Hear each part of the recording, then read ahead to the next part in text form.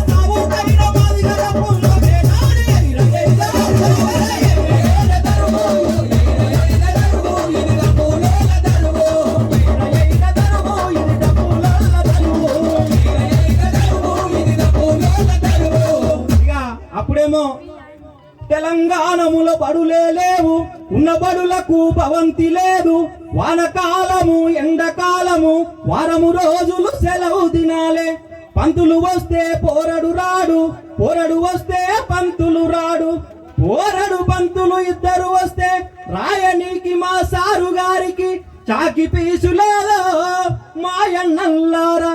ఇది ఒకప్పటి పరిస్థితి. ఇవాళ గురుకులాలు వచ్చినాయి, గురుకులాలు ఉన్నాయి. అవి ఒక దేవాలయాలాగా మనం గురుకులాలకు మన పిల్లల్ని పంపాల్సినటువంటి సమయం ఆసన్నమైంది. ఆ గురుకులాలను నడిపించే ఒక రథసారథి మన కళ్ళ ముందట ఉన్నారు కాబట్టి వారే మనకు స్ఫూర్తి.